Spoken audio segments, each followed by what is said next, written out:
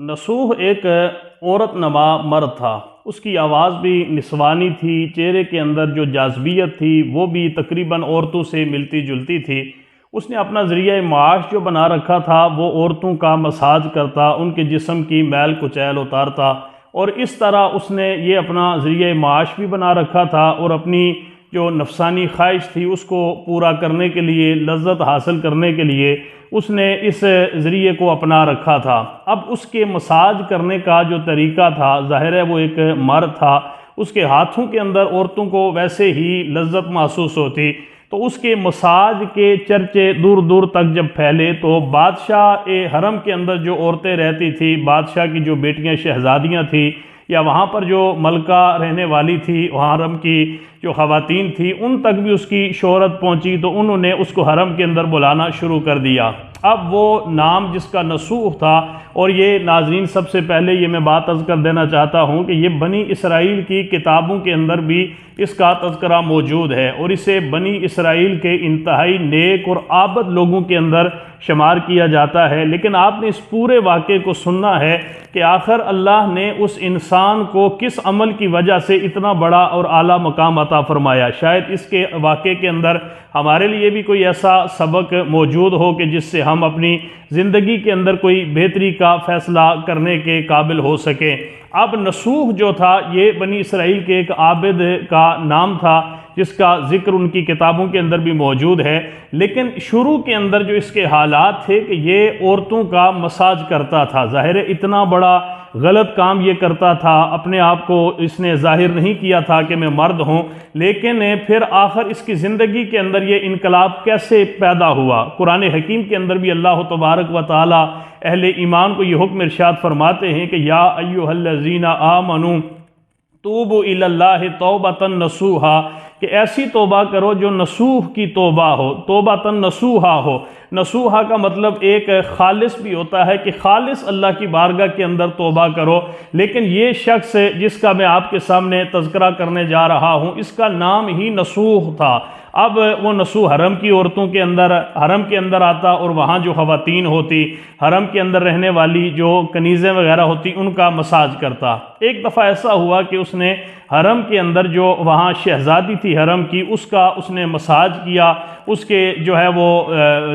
Massage کرنے کے بعد وہاں اس کا ایک انتہائی قیمتی ہیروں سے بنا ہوا ہار تھا، وہ گم ہو جاتا ہے، اور حرم کے اندر ایک شور شرابہ شروع ہو جاتا ہے کہ حمام کے اندر جو شہزادی کا ہار جو ہے وہ کہیں گم ہو گیا ہے۔ اب جو نصوح تھا اسے اس بات کا بڑا خطرہ لاحق ہوا کہ میری جامہ تلاشی اگر لی گئی تو میں تو مرد ہوں، اور اپنے آپ کو میں نے آج تک ظاہر نہیں کیا، اور چھپ کے میں یہ سارا کام جو ہے وہ کرتا رہا۔ آج اگر بادشاہ نے تلاشی لی اور میرے اس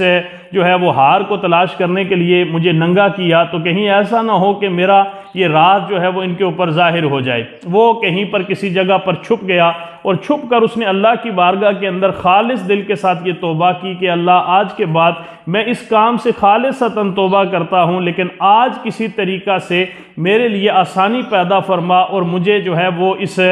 آنے والی پریشانی سے محفوظ فرما۔ اس نے خالص جب دل کے اندر یہ توبہ کی تو اللہ تعالیٰ نے اس کی اس توبہ کو قبول فرمایا۔ تو باہر حرم کے اندر جو ہے وہ شور شرابہ شروع ہو گیا کہ جی شہزادی کا ہار مل گیا ہے، شہزادی کا ہار مل گیا ہے۔ تو اب وہ جو نصوح نامی شخص تھا اس نے خالصتاً توبہ کی تھی، اب وہاں سے وہ نکلا اور اپنے گھر چلا گیا۔ جب گھر میں پہنچتا ہے، 2-4 دن گزرتے ہیں، اس نے اس کام کو تو چھوڑ دیا، لیکن شہزادی کی طرف سے پھر اسے یہ حکم ملا کہ پیغام ملا کہ اسے کہو کہ آئے اور دوبارہ میرا مساج کرے۔ اب اس نے انکار کر دیا کہ میرے ہاتھ کے اندر جو ہے وہ شدید قسم کا درد ہے، میں مساج نہیں کر سکتا۔ اس نے اس طریقہ سے بہانہ بنا کے شہزادی کے لیے حرم میں جانے سے انکار کر دیا۔ اس طرح کرتے کرتے اس نے اس بات کو محسوس کیا کہ اگر میں اس جگہ پر رہا تو میرا یہاں پر رہنا مشکل ہو جائے گا۔ اس نے وہاں سے مائیگریٹ کیا، ہجرت کیا، اور کسی دور کسی بیابان جنگل کے اندر وہاں پر وہ چلا گیا۔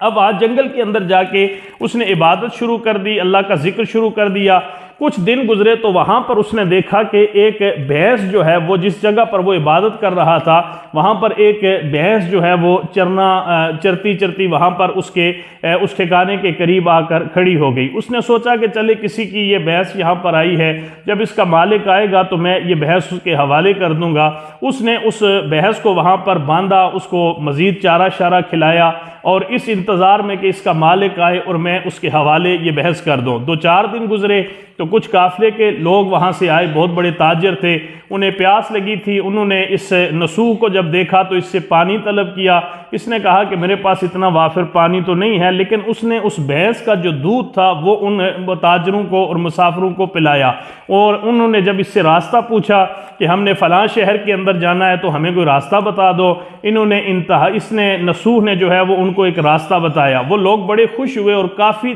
جو ہے وہ اس کو تحائف دیے، کافی مال و دولت اس کو دی کہ یاری آدمی یہاں جنگل کے اندر بیابان اس جگہ پہ اکیلا رہتا ہے، تو کافی سارا جو ہے وہ اسے سامان اور نقدی جو ہے وہ دی، نسوح کو وہ دے کر چلے گئے۔ نسوح نے بعد میں اس رقم سے وہاں پر پانی کا ایک کنواں بنوایا،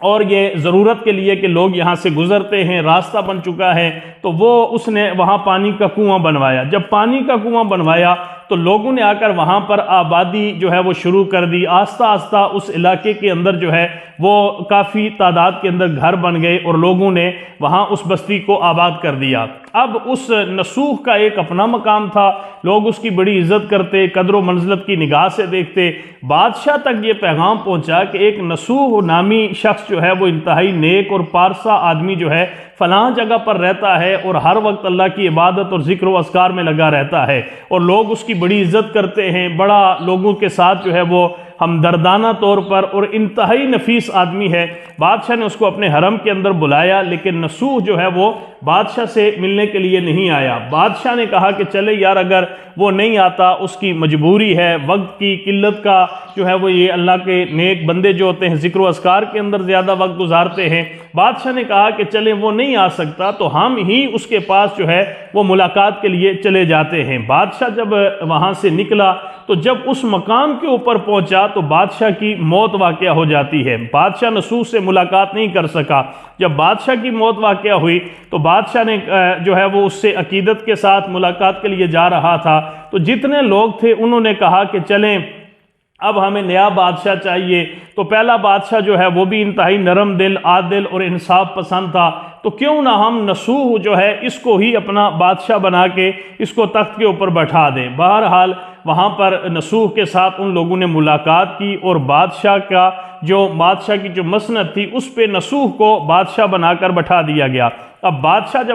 جب بادشاہ بنا تو اس کے جو بیٹی، جو شہزادی جس کا جو ہے وہ ہار گم ہوا تھا اور یہ اس کا مساج کرتا تھا، اس کے ساتھ اس نے شادی کر لی، نسوح نے اس کے ساتھ شادی کر لی۔ ایک دن جو ہے وہ نسوح اپنے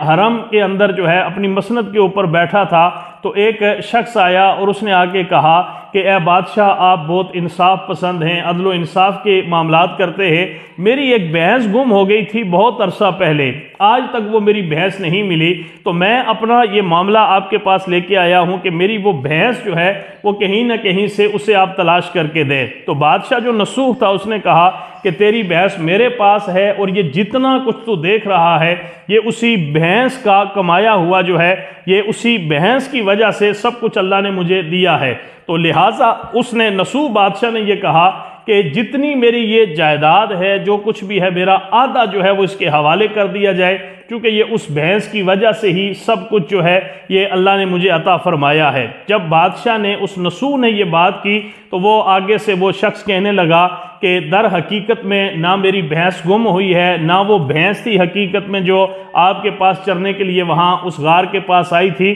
بلکہ ہم 2 اللہ کی طرف سے فرشتے تھے جو تمہاری آزمائش کے لیے تمہارے پاس آئے تھے۔ تم نے اللہ کی بارگاہ کے اندر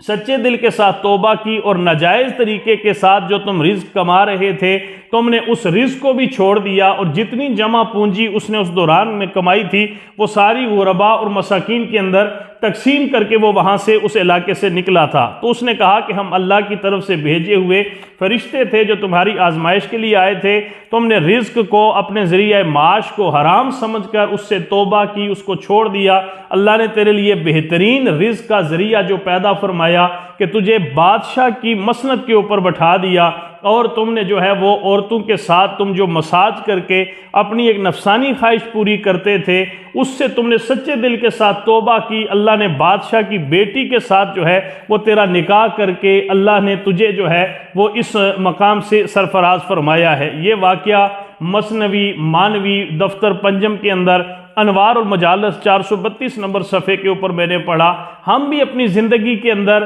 اگر کوئی ایسا کام کہ جس کو ہم یہ سمجھتے ہیں کہ اس سے اللہ کی ناراضگی ہوتی ہے، ہمارے دین نے اس سے منع فرمایا ہے، تو آپ اس خوف کو بالائے طاق رکھ کے کہ میرے اس معاملے کا اگر میں نے اس کو چھوڑ دیا تو میرے باقی معاملات کیسے ہوں گے۔ رب جب چاہتا ہے تو حضرت یوسف علیہ السلام کو مصر کا بادشاہ بنا دیتا ہے، جہاں پر نہ حضرت یوسف کے برادری کے لوگ رہتے ہیں، نہ حضرت یوسف کے قبیلے کے لوگ رہتے ہیں، نہ حضرت یوسف کا وہاں پر کوئی ووٹر اور سپورٹر رہتا ہے۔ لیکن اللہ جب چاہتا ہے تو انسان جب اللہ کی بارگاہ کے اندر خالص دل کے ساتھ توبہ کر کے اچھا ارادہ اور نیت رکھ کے اللہ کی رضا کی خاطر جب کوئی کام کرتا ہے تو اللہ اسے بہت بڑے مقام سے سرفراز فرماتا ہے۔ لہٰذا ہماری زندگی کے اندر ایسے بہت سارے معاملات ہوتے ہیں کہ جن کو ہم چھوڑتے ہوئے ڈر رہے ہوتے ہیں کہ اگر یہ کام ترک کر دیا تو یہ کیسے ہوگا، وہ کیسے ہوگا، یہ کام کیسے چلے گا۔ یہ ساری کی ساری چیزیں اللہ نے اپنے قبضہ قدرت کے اندر رکھی ہیں۔ جب آپ اللہ کی ذات کے اوپر کامل یقین رکھ کے اللہ کی بارگاہ کے اندر رجوع کر کے کسی کام سے خالص توبہ کریں گے تو اللہ آپ کے لیے اس سے بہتر دروازہ کھول کر اللہ آپ کو بہتر وسائل اور اللہ ذرائع عطا فرمائے گا۔